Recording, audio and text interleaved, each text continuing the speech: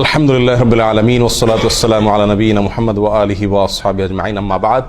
প্রিয় দিনী ভাইরা, আজ আমরা নবী আলাইহিস সালাতু ওয়াসসালামের একটি হাদিসকে সামনে রেখে কথা বলতে চাই, যে হাদিসটি সহিহ মুসলিমে বর্ণিত হয়েছে এবং একই ধরনের হাদিস সহিহ বুখারী সহ অন্যান্য হাদিসের কিতাবেও বর্ণিত হয়েছে।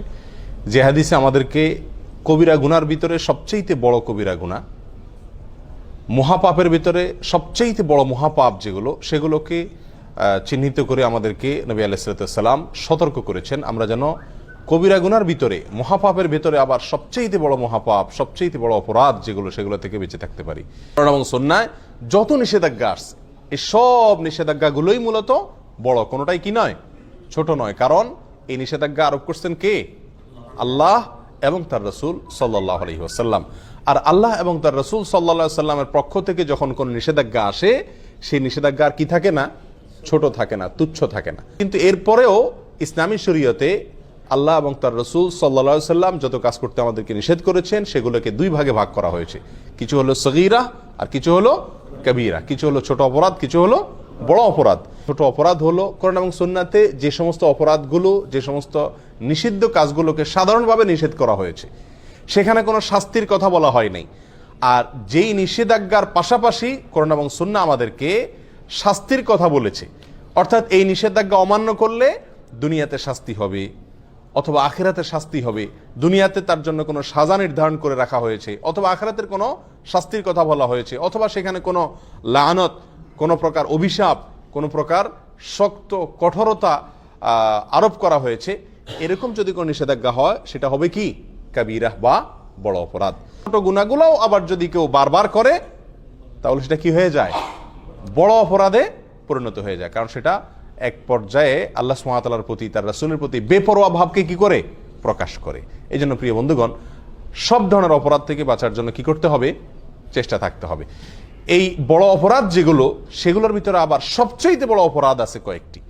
আব্দুর রহমান ইবনে আবি বকরাতা রাদিয়াল্লাহু তাআলা আনহু তার বাবা থেকে বর্ণনা করেছেন, তিনি রাসূল আকরাম সাল্লাল্লাহু আলাইহি সাল্লাম থেকে হাদিস বর্ণনা করেছেন যে তিনি বলেছেন, আলা উনাব্বিউকুম বিআকবারিল কাবাইরি, তোমাদেরকে আমি সবচেয়ে বড় অপরাধ যেগুলো, মহাপাপ, কবিরা গুনার ভেতরে আবার সবচেয়ে বড় কবিরা গুনাহ যেগুলো, সবচেয়ে বড় অপরাধ, সবচেয়ে জঘন্য অপরাধগুলো যেগুলো, সেগুলোর উপরে কি আমি তোমাদেরকে বলে দিব না? সেগুলো হলো তিনটি। আল ইশরাকু বিল্লাহ, এক নম্বর হলো আল্লাহর সঙ্গে শিরক করা। আল্লাহর সঙ্গে কি করা? শিরক করা। এর চাইতে বড় অপরাধ আল্লাহর জমিনে আল্লাহ সুবহানাহু ওয়া তাআলা আর সৃষ্টি করেননি। আর কোনো অপরাধ নাই যে অপরাধ শিরকের চাইতে বড়। প্রিয় বন্ধু, আমরা অজান্তে, অগোচরে, না বুঝে আমরা অবলীলায় কিন্তু অনেক ধরনের শিরক আমরা করে যাচ্ছি। দুই প্রকারের শিরক আছে, একটা হলো বড় শিরক আর একটা হলো ছোট শিরক। বড় শিরক কোনগুলো? বড় শিরক হলো এমন শিরক যে শিরকের ফলে মানুষ ইসলাম থেকে কি হয়ে যায়? বের হয়ে যায়। ইবাদত আল্লাহর জন্য করলো, অন্য কারোর জন্য করলো। সিজদা আল্লাহকে করলো, কোনো কবরে মাজারে গিয়েও করলো। দোয়া, এটা ইবাদত, এটা আল্লাহর কাছে করলো, আবার কোনো মাজারওয়ালার কাছে গিয়ে সেখানেও চাইলো, সেখানেও দোয়া করলো, সেখান থেকে সন্তান চাইলো, ব্যবসা উন্নতি চাইলো, রাজনীতির উন্নতি চাইলো। এই সবগুলা বড় শিরক। এর ফলে মানুষ কি থেকে খারিজ হয়? ইসলাম থেকে খারিজ হয়ে যায়, বেঈমান হয়ে যায়। এটা হলো বড় শিরক। এই বড় শিরক আল্লাহ তাআলা মাফ করেন না। আল্লাহ বলেছেন, ইন্নাল্লাহা লা ইয়াগফিরু আন ইউশরাকা বিহি ওয়া ইয়াগফিরু মা দুনা যালিকা লিমান ইয়াশা। আল্লাহ সুবহানাহু ওয়া তাআলা তওবা ছাড়া যে কোনো গুনাহ মাফ করে দিতে পারেন। বান্দা তওবা না করলেও আল্লাহ তাআলা চাইলে মাফ করে দিতে পারেন। সাধারণত মাফ করেন না, চাইলে মাফ করতে পারেন, সেটা আল্লাহ তাআলার ব্যাপার। কিন্তু আল্লাহ তাআলা নিজের জন্য নিজে এটা অবধারিত করে রেখেছেন যে তিনি তার সঙ্গে শিরক করলে, আল্লাহর সঙ্গে কেউ পার্টনার সাব্যস্ত করলে, সেটাকে আল্লাহ তাআলা কি করবেন না? ক্ষমা করবেন। এটা ক্ষমার অযোগ্য অপরাধ। হ্যাঁ, যদি কেউ তওবা করে দুনিয়া থেকে মারা যায়, কোনো মাজারে, কোনো কবরে সিজদা করেছে, সেখানে গিয়ে সন্তান চাইছে, কোনো বড় ধরনের শিরক করেছে, অথবা অন্য যতভাবে বড় শিরক হতে পারে সেগুলো করেছে, পরে আল্লাহর কাছে আবার ক্ষমা চাইছে, সেটা ভিন্ন কথা। তওবা করে যদি ফিরে আসে, সেটা আল্লাহ তাআলা অবশ্যই কি করবেন? মাফ করবেন। তাহলে শিরকের ভিতরে বড় শিরক যেটা, সেটা সবচেয়ে জঘন্য, আর ছোট শিরক যেটা, সেটাও কম জঘন্য নয়। ছোট শিরক হলো কথাবার্তার ভিতরে বলার ভুল। আমরা আল্লাহর সঙ্গে, আল্লাহর শক্তিমত্তার সঙ্গে, আল্লাহর যে সমস্ত গুণাবলী আছে, সেগুলোর সঙ্গে অন্য কাউকে কি করলাম? পরোক্ষভাবে শরীক করে ফেললাম। উপরে আল্লাহ, নিচে তুমি, আগে আল্লাহ, পাশে তুমি, এই জাতীয় অনেক উল্টাপাল্টা কথা আমরা বলি, অনেক সময় কোনো আমল করি, দিনই কোনো কাজ করি, কিন্তু সেখানে দুনিয়ার কোনো ধান্দাও থাকে আল্লাহকে খুশি করার পাশাপাশি। এই সবগুলোই ছোট শিরকের অন্তর্ভুক্ত। আল্লাহ তাআলা আমাদেরকে বড় শিরক, ছোট শিরক সবগুলা থেকে বেঁচে থাকার তৌফিক দান করুন। শিরক থেকে বেঁচে থাকার জন্য সবচেয়ে বড় এবং প্রধান উপায় হলো শিরক সম্পর্কে জ্ঞান অর্জন করা। তাওহীদ এবং শিরকের জ্ঞান যদি আমার মধ্যে থাকে, তাহলে ইনশাআল্লাহ আমি শিরক থেকে কি করতে পারবো? বেঁচে থাকতে পারবো। আমরা অজান্তে না জেনে শিরক করে ফেলছি, যার কারণে আমার ঈমান থেকে আমি কি হয়ে যাচ্ছি? খারজ হয়ে যাচ্ছি। তাহলে সবচেয়ে বড় অপরাধের ভিতরে 1 নম্বরের অপরাধ হলো আল-ইশরাকু বিল্লাহ, আল্লাহর সঙ্গে কি করা? শরীক বা পার্টনার সাব্যস্ত করে ইবাদত করতে গিয়ে, দোয়া করতে গিয়ে যে কোনো ভাবে আল্লাহ ছাড়া অন্য কারোর নামে আপনি শপথ করলেন, এটাও এক ধরনের কি শিরক হয়ে যায়। আল্লাহ ছাড়া অন্য কারোর নামে আপনি মান্নত করলেন, আল্লাহর নামে মান্নত করতে হয়, মান্নত করলেন কোনো মাজার নামে, কোনো পীরের নামে, তাহলে এটা কি হয়ে যায়? শিরক হয়ে যায়, যেগুলো আমরা অহরহ করছি, আমাদের সমাজে অনেকেই করে চলেছেন। আল্লাহ আমাদেরকে হেফাজত থাকার তৌফিক দান করুন। দ্বিতীয় যেই অপরাধটি মহা অপরাধ, মহাপাপ, কবিরা গুনার ভিতরে আবার সবচেয়ে বড় কবিরা গুনাহ, সেটা হলো উকুকুল ওয়ালিদাইন। জঘন্য একটি বিষয়, অহরহ আমরা অবলীলায় সবাই কম বেশ করে চলেছি, সেটা হলো মা বাবার অবাধ্যতা, নাফরমানি। মা বাবার কি করা? নাফরমানি করা। নবী আলাইহিস সালাতু ওয়াস সালাম একান্তে খাসভাবে তার অনেক সাহাবা একরামকে ওসিয়ত করে গেছেন। সাধারণ নসিহত না, ওসিয়ত কোনটা? মৃত্যুর আগ মুহূর্তে মানুষ একেবারে মনের গভীর থেকে হৃদয় নিংড়ানো যে তপ্ত আহ্বান রেখে যায়, বাবা এই জিনিসটা করিও না, এটা করিও, এইগুলোকে বলা হয় সাধারণত কি?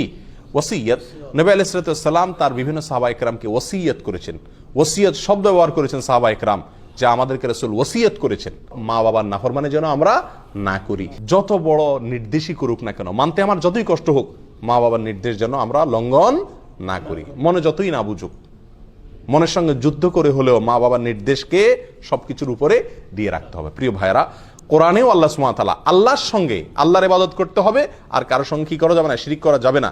এই নির্দেশের পরেই আল্লাহ বলেছেন ওয়াবিল ওয়ালিদাইনি ইহসানা, মা বাবার প্রতি সদাচরণ করতে হবে। মা বাবা যদি কোনো অন্যায় কাজ করতে বলে, আপনার স্ত্রীর প্রতি জুলুম করতে বলে, অবিচার করতে বলে, অত্যাচার করতে বলে, সেটা করার দরকার নেই, সেটা মানা যাবে না। আল্লাহর নির্দেশের বিরুদ্ধে যদি কিছু করতে বলেন, দায় রাখতে নিষেধ করেন, নামাজ পড়তে নিষেধ করেন, তাহলে সেগুলো মানা যাবে না। বাকি এছাড়া যত সাধারণ নির্দেশ আছে মা বাবার, সেগুলোকে সবকিছুর উপরে অগ্রাধিকার দিয়ে মানতে হবে। এবং এটা মানা, বিশেষ করে আমাদের দেশের মতো যে সমস্ত দেশে যৌথ ফ্যামিলি ব্যবস্থাপনা আছে, সেই সমস্ত সমাজে মা বাবার হুকুম মানতে গিয়ে অনেক ধরনের সমস্যা দেখা দেয়। তারা যদি অযৌক্তিক কোনো নির্দেশ করেন যেটা আপনার সাধ্যের বাহিরে, তো সেটা আপনার জন্য মানা জরুরি না, কিন্তু তাদের সাথে ব্যবহার খারাপ করা যাবে না। নিজের স্ত্রীকে বলে রাখতে হবে, বা যাদের কারণে মা বাবার হুকুম মানতে কষ্ট হয় তাদেরকে বলতে হবে, দেখো এই জায়গায় আমি দুর্বল, আমার কিচ্ছু করার নাই, এখানে তোমাকে সবর করতে হবে। এককালে তুমিও বুড়া হবা, তোমার সন্তানদের কাছেও তোমার নির্দেশ অযৌক্তিক মনে হবে। সেদিন যদি তাদের স্নেহ, তাদের ভালোবাসা পাইতে চাও, তো আজকে তুমি সবর করো। কথা বুঝে আসছে? আল্লাহ তাআলা আমাদেরকে তৌফিক দান করুন। তাহলে দ্বিতীয় বড় অপরাধ, বড় অপরাধের ভিতরে, মহাপাপের ভিতরে সবচেয়ে বড় মহাপাপ শিরকের পরে দ্বিতীয়টা হলো মা বাবার কি করা? অবাধ্য হওয়া। আল্লাহ যাদেরকে মা বাপ দিয়েছেন, দুজনের একজন বেঁচে আছেন অথবা দুজন বেঁচে আছেন, আমরা তাদেরকে কি করব? ইনশাআল্লাহ সন্তুষ্ট রাখার চেষ্টা করব। সর্বোচ্চ চেষ্টা থাকবে তারা যেন আমার প্রতি অসন্তুষ্ট না হন। বারবার মাপ চাবো, অন্যায় করবো আবার পায়ে ধরে মাপ চাবো। মা বাবার কাছে কখনো মানুষ কি হয় না? ছোট হয় না।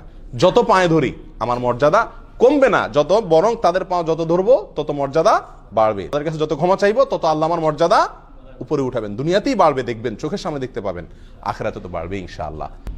আল্লাহর এই জমিনে এই দুইটা লোক, মা বাবা, এদের সামনে আমি শক্ত হব না, এই জায়গায় আমি মাটি হয়ে যাব। আল্লাহ আমাদেরকে তৌফিক দান করুন। তৃতীয় যে অপরাধটি, সবচেয়ে বড় অপরাধ, কবিরা গুনার ভিতরে সবচেয়ে জঘন্য কবিরা গুনাহ, এটা হলো ওয়াশাহাদাতুজ জুর আও কাউলুজ জুর, মিথ্যা সাক্ষ্য দেওয়া। কি দেওয়া ভাই? মিথ্যা সাক্ষ্য দেওয়া। এই হাদিস বর্ণনাকারী সাহাবী বলছেন যে নবী আলাইহিস সালাম হেলান দিয়ে বসে কথাগুলো আমাদেরকে বলছিলেন। এই তৃতীয় নম্বর পয়েন্টটা বলতে গিয়ে নবী আলাইহিস সালাম হেলান থেকে উঠে বসলেন সোজা হয়ে, আর বারবার বলতেছিলেন ওয়াশাহাদাতুজ জুর, ওয়াশাহাদাতুজ জুর, ওয়াশাহাদাতুজ জুর। এতবার তিনি বলতেছিলেন, আমরা তখন মন থেকে চাইছিলাম যে রাসূল যেন একটু থামে, আর কত বলবে, অর্থাৎ বিষয়টা আমাদের উপরে অনেক কঠিন হয়ে যাচ্ছে। এত বারবার তিনি বলছিলেন। মিথ্যা সাক্ষ্য দেওয়া অপরাধ সমূহের ভিতরে, কবিরা গুনার ভিতরে এটা অনেক বড় মাপের কবিরা গুনাহ। এখন আপনারা কেউ বলবেন যে মিথ্যা সাক্ষ্য দেওয়া এটা তো আমাদের জীবনে খুব, এই পরিস্থিতির সম্মুখীন আমরা খুব কম হই। সাক্ষী দেওয়া এটা তো আদালতে হয় সাধারণত, আদালতে অনেকে আছে আমরা জীবনে একবারও যাই না, বেশিরভাগ লোক যাই নেই। তাহলে মিথ্যা সাক্ষ্য দেওয়ার এই বিষয়টা থেকে তো আলহামদুলিল্লাহ আমরা মুক্ত না ভাই। বহু ক্ষেত্রে আমরা মিথ্যা সাক্ষ্য দিয়ে থাকি নিজের অজান্তে, আমরা জানি না যে এটা মিথ্যা সাক্ষ্য হয়ে যায়। যেমন আপনাকে কেউ জিজ্ঞাসা করলো ভাই লোকটা কেমন, হয়তো সে তাকে চাকরিতে নিবে বা তার সাথে কোনো লেনদেন করবে, আপনার সঙ্গে হয়তো তার দোস্তি আছে, আপনি বলে দিলেন না তার মতো মানুষ হয় না, অথচ লোকটা সুবিধার না। অথবা আপনার সঙ্গে তার শত্রুতা আছে, লোকটা কিন্তু ভালো, আপনি বলে দিলেন না সে কি মানুষ নাকি, মানুষের জাতও না। এটা কি দিলেন আপনি? মিথ্যা সাক্ষী দিলেন। কথা বোঝাতে পারছি? আমাদের দেশে, গ্রাম দেশে জিনিসগুলো বেশি হয়, শহরেও কম বেশ হয়। বিয়ে শাদী উপলক্ষে হয়তো কেউ মেয়ে দেখতে আসছে দূর থেকে কোনো গ্রামে, অথবা ছেলে দেখতে আসছে, তো জিজ্ঞাসা করলো আপনাকে যে মেয়েটা কেমন ভাই, ছেলেটা কেমন ভাই। তো আপনার সাথে সম্পর্ক যদি ভালো থাকে, তত ব্যাড রেকর্ডই থাকুক তাদের, আপনি বলে দেন কি আরে ভাই এ তো হাজারে একটা, মাশাআল্লাহ। আর যদি আপনার সাথে সম্পর্ক খারাপ থাকে তখন বলে দেন কি, যত ভালোই হোক বলে দি ভাই আপনি যেমনি আসছেন তাড়াতাড়ি সরেন ভাই, আল্লাহ বাঁচাইছে, আমার জিজ্ঞেস করছেন আপনারা, একবারে দরা তো খাইছিলেন, এখন সর্বনাশ, হাই হাই আর জায়গা পান নাই আপনারা। এই সমস্ত কথা আমরা বলি কি বলি না? এগুলো সব কি মিথ্যা সাক্ষী দেওয়া। লোকটা ভালো বা মন্দ, যেমন আমি যতটুকু জানি ততটুকু বলতে হবে, তার সাথে আমার সম্পর্ক যাই থাক না কেন, না হলে সব কি হয়ে যাবে, মিথ্যা সাক্ষ্য হয়ে যাবে। মিথ্যা সাক্ষ্যের আরো বহু চিত্র আমাদের সমাজে কম বেশ আছে। ছোটখাটো বেজালে, গন্ডগোলে, ফাসাদে, মারামারিতে, ঝগড়াঝাটিতে, বিচার অথবা মানে বিচারের মতো কোনো সালিশি যদি হয় বা এই জাতীয় কোনো মিউচুয়াল হয়, তো সেখানেও দেখা যায় আমি প্রত্যক্ষদর্শী, অনেক সময় আমি সাক্ষী দিতে চাই না, সাক্ষ্য দিতে চাই না। সাক্ষ্য দিতে না চাওয়া এটা একটা অপরাধ, আর মিথ্যা সাক্ষ্য দেওয়া, সাক্ষী দেওয়া, এটা কি অপরাধের ভিতরে, বড় অপরাধের ভিতরে মহা বড় অপরাধ। আল্লাহ তাআলা আমাদেরকে এই তিনও মহা বড় অপরাধ থেকে বেঁচে থাকার তৌফিক দান করুন। এরকম আরো বেশ কয়েকটা অপরাধকেও মহা বড় অপরাধ হিসাবে অন্যান্য হাদিসে সাব্যস্ত করা হয়েছে, শামিল করা হয়েছে। তার ভিতরে একটা হলো জেনা করা, মানুষ হত্যা করা। আজকাল যে আমরা ভ্রূণ হত্যা করি, এটাকেও কোনো কোনো জায়গায় এরকম মস্ত বড় অপরাধ বা মহা বড় অপরাধ হিসাবে সাব্যস্ত করা হয়েছে। ভ্রূণ হত্যা অর্থাৎ সন্তান গর্ভে আসছে, আপনি সেখান থেকে কি করলেন, হত্যা করে দিলেন ওষুধ দিয়া অথবা বিভিন্ন প্রসেসের মাধ্যমে। এগুলো সবগুলো বড় অপরাধ। আল্লাহ তাআলা আমাদের সকলকে এই বড় অপরাধগুলো থেকে বেঁচে থাকার তৌফিক দান করুন। বিশেষ করে এই হাদিস থেকে আমরা যে তিনটি অপরাধের কথা জানলাম, শিরক করা, মা বাবার অবাধ্যতা এবং মিথ্যা সাক্ষ্য দেওয়া, এগুলো থেকে হাজার হাজার মাইল দূরে থাকার তৌফিক দান করুন। জাযাকুমুল্লাহ ওয়া আখিরু দাওয়ানা আলহামদুলিল্লাহি রাব্বিল আলামিন।